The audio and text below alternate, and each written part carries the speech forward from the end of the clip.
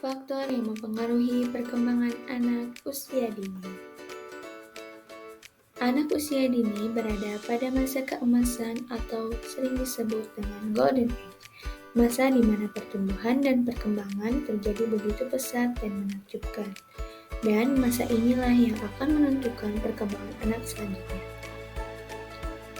Pada proses perkembangan terdapat 3 tahapan. Yang pertama ada tahap biologis, meliputi genetika, perkembangan tubuh, perkembangan otak, keterampilan motorik, serta perubahan hormon. Yang kedua ada kognitif, meliputi perubahan dalam pikiran, inteligensi, dan bahasa manusia, serta sosial emosional yang meliputi perubahan hubungan dengan manusia, perubahan emosi, serta kepribadian. Dalam proses perkembangan tentunya terdapat faktor-faktor yang mempengaruhi perkembangan. Yang pertama ada faktor internal, mencakup aspek biologi meliputi genetika, kehamilan dan gizi, anatomi, serta fisiologi. Dan yang kedua ada faktor eksternal yang berdasarkan pengalaman lingkungan, meliputi lingkungan keluarga, lingkungan sekolah atau teman, lingkungan masyarakat, serta kondisi fisik tempat tinggal. Untuk mengetahui lebih lanjut bagaimana faktor tersebut mempengaruhi perkembangan anak, maka dilakukan observasi terhadap anak usia 2,5 tahun yang bernama Haula. Haula memiliki tubuh yang mungil, berkulit putih, rambut sedikit ikal, dan berwarna mata coklat. Selain itu, Haula juga termasuk anak yang cerdas. Hal ini diturunkan dari kedua orang tuanya.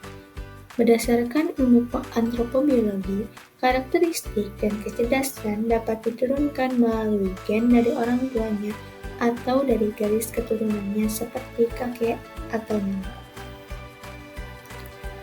Dalam aspek perkembangan, Haula sudah berkembang cukup optimal sesuai dengan tahapan perkembangan usianya, mulai dari motorik kasar, motorik halus, kognitif, bahasa, sosial emosional, serta moral dan agama. Berdasarkan hasil wawancara diketahui bahwa perkembangan Haula dipengaruhi oleh beberapa faktor. Yang pertama ada faktor kehamilan. Selama masa kehamilan, ibu sangat menjaga pola makan dengan mengonsumsi makanan bergizi seperti buah, sayur, protein, dan madu, serta menghindari makanan beresiko. Selain itu, ibu juga menjaga kesehatan mental dan badannya dengan berolahraga dan menjauhkan diri dari hal-hal yang mengganggu mental, sehingga anak tumbuh dan berkembang dengan optimal sesuai dengan tahap tumbuh kembangnya. Asupan gizi yang seimbang dan tepat mempengaruhi perkembangan otak. Menurut hasil studi bidang neurologi perkembangan otak, anak telah mencapai 50% ketika anak berusia 4 tahun dan mencapai 80% ketika berusia 8 tahun. Perkembangan otak ini dapat mempengaruhi aspek-aspek perkembangan mulai dari aspek perkembangan moral dan agama, aspek perkembangan kognitif, aspek perkembangan fisik motorik, aspek perkembangan sosial emosional, aspek perkembangan bahasa, dan aspek perkembangan seni. Orang tua Haula mewariskan gen yang baik serta memberikan asupan gizi yang tepat dan seimbang sejak kehamilan hingga saat ini, sehingga perkembangan otak Haula cukup optimal dan berpengaruh pada aspek perkembangan. Otak yang berkembang lebih baik berhubungan dengan kemampuan belajar yang baik serta akan membuat anak memiliki bahasa yang luas. Otak yang berkembang dengan baik membuat anak dapat memahami dan mengelola emosi mereka serta membangun hubungan sosial yang positif.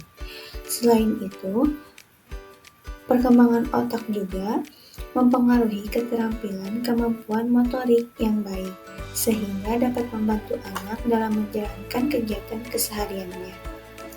Selain itu, perkembangan otak juga berpengaruh pada anatomi dan fisiologi perkembangan, yaitu pembentukan tulang, fungsi, dan kerja organ tubuh.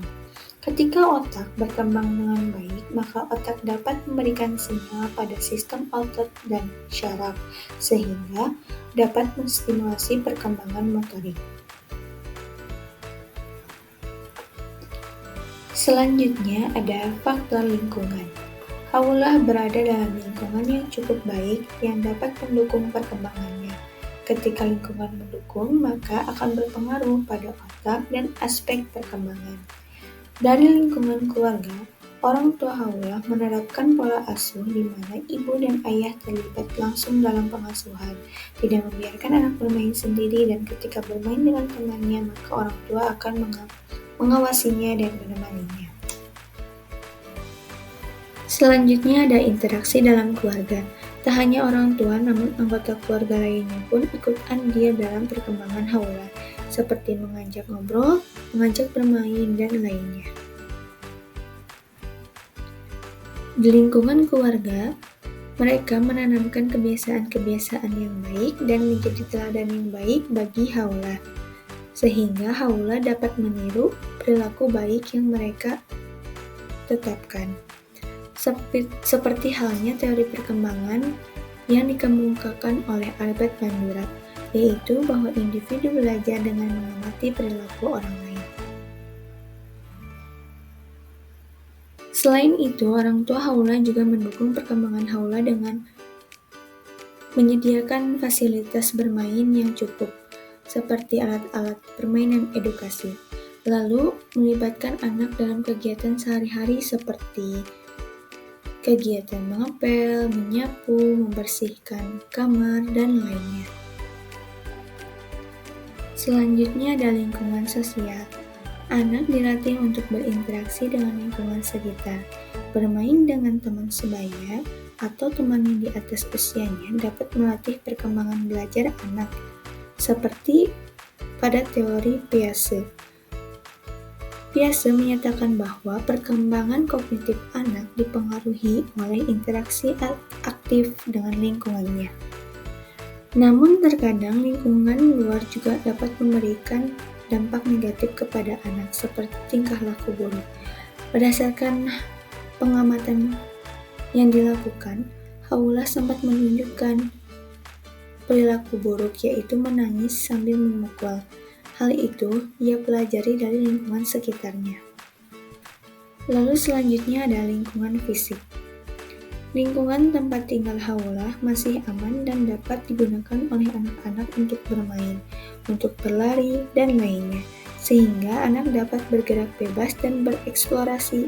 Selain itu, orang tua Haulah pun sering membawa Haulah ke tempat-tempat yang dapat membantu perkembangannya, seperti playground, tempat olahraga, taman bermain anak, sehingga keterampilan motorik Haulah berkembang dengan sangat baik. Berdasarkan hasil observasi, dapat disimpulkan bahwa faktor biologis seperti genetika, kehamilan, dan asupan gizi, serta faktor lingkungan memiliki hubungan yang erat dan saling berkaitan satu sama lain, di mana genetika itu menentukan karakter bawaan seperti fisik dan kecerdasan. Kehamilan dan asupan gizi yang tepat menjadi fondasi awal yang baik bagi tumbuh kembang anak, serta lingkungan yang baik memberikan stimulasi untuk mengoptimalkan pertumbuhan dan perkembangan anak. Dengan memahami hubungan faktor-faktor tersebut, orang tua dan pendidik dapat membantu dan mendukung pertumbuhan serta perkembangan anak dengan optimal.